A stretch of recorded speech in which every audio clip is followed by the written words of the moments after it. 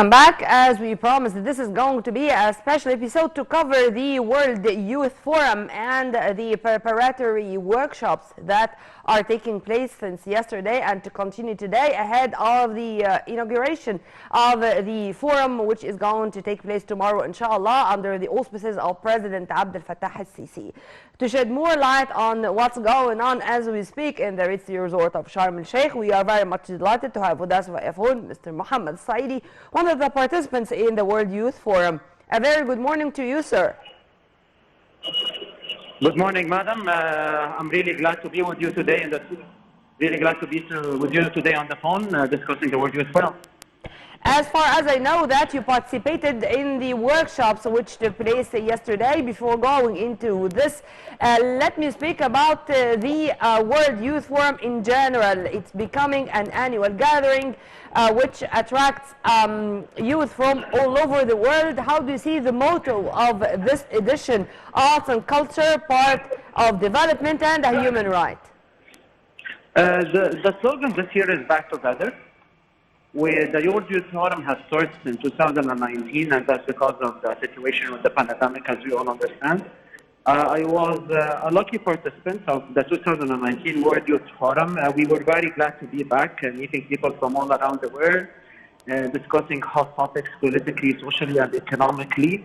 And we're very glad to be together, sharing our cultures, sharing our experiences, sharing our different backgrounds, and putting an output that is as good and as great as our country is and its history is. Yes, and what about the workshops which started yesterday and to continue today as preparatory meetings before the formal inauguration of the forum?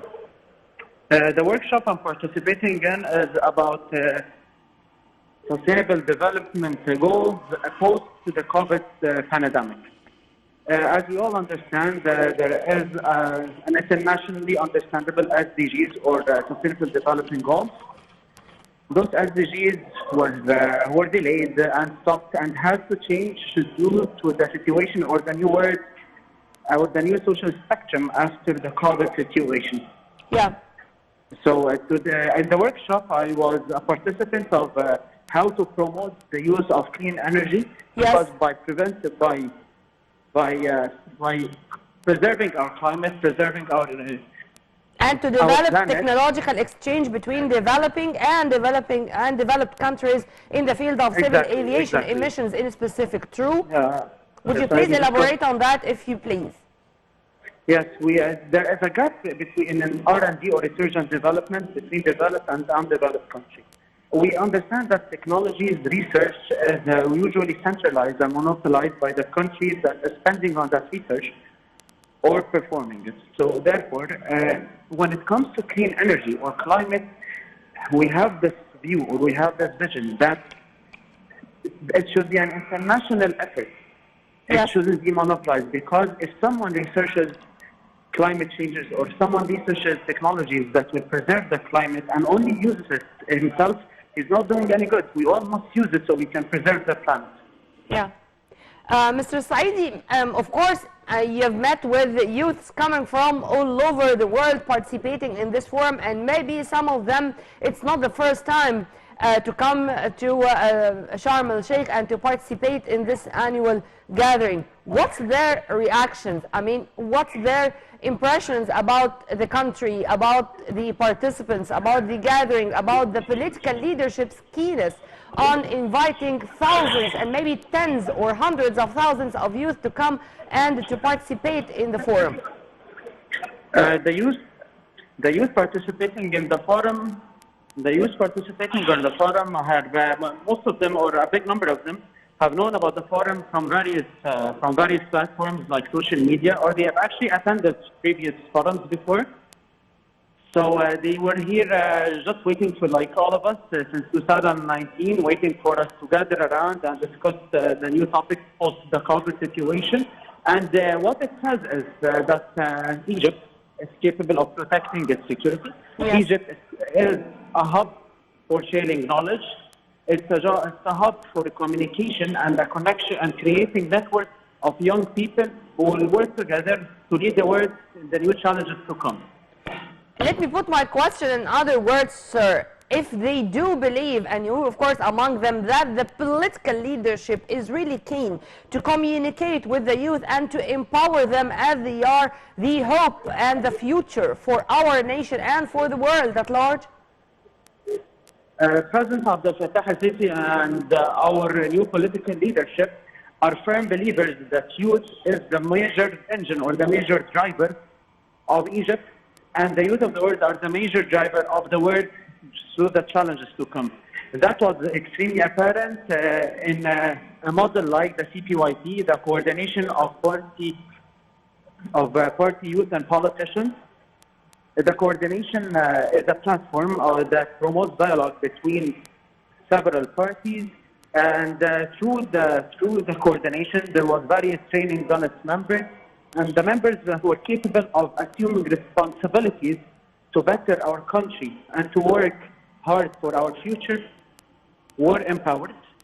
And as far as I know, sir, there are 500,000 participants already registered on the website of the World Youth Forum to come and to share. They are going to return back to their countries as ambassadors to Egypt, and with ideas in their minds, and this gathering is a kind of a source of inspiration to all of them. True? I'm sorry, the voice is not clear. Can you please repeat the question? Sir, can you hear me? Hello?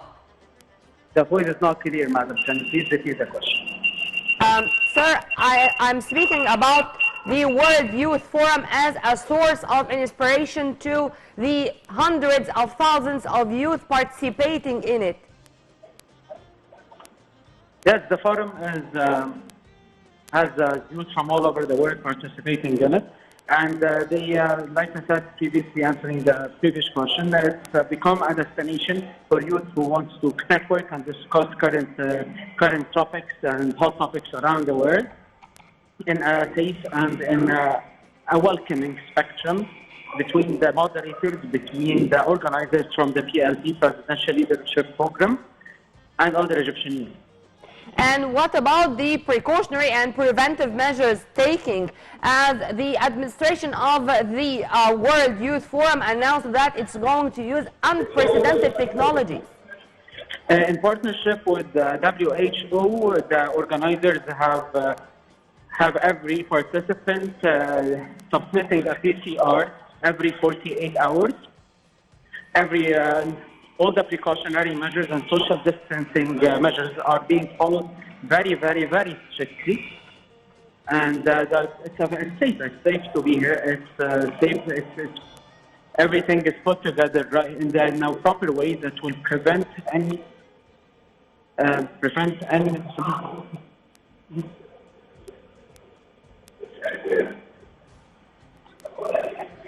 Hello? Hello? Yes. Sir, yes. One final question regarding the role of the youth in spreading awareness and their vital role in spreading awareness among all sects of the society, particularly amid the COVID-19 pandemic and its repercussions worldwide.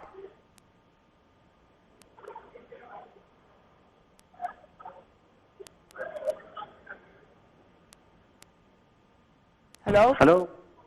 Yes, sir, can you hear me? Hello? Well, it seems that there are some technical difficulties with our phone call with Mr. Mohamed Saedi. He is one of the participants in the World Youth Forum, where it's a reminder or a recap of what we have discussed. We are going to have a special coverage of all the activities of the World Youth Forum, which is going to start tomorrow under the auspices and with the attendance of President Abdel Fattah al-Sisi from the 10th to the 13th of January.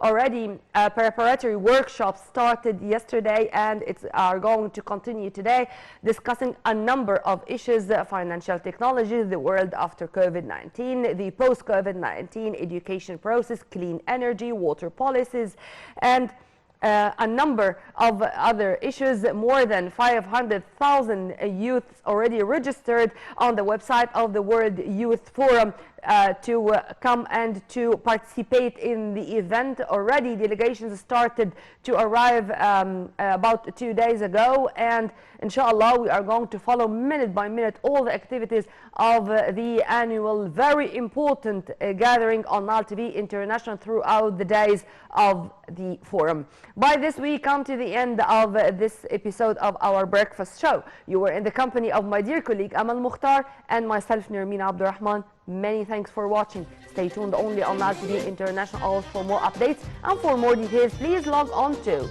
www.nileinternational.net. It's a goodbye for now.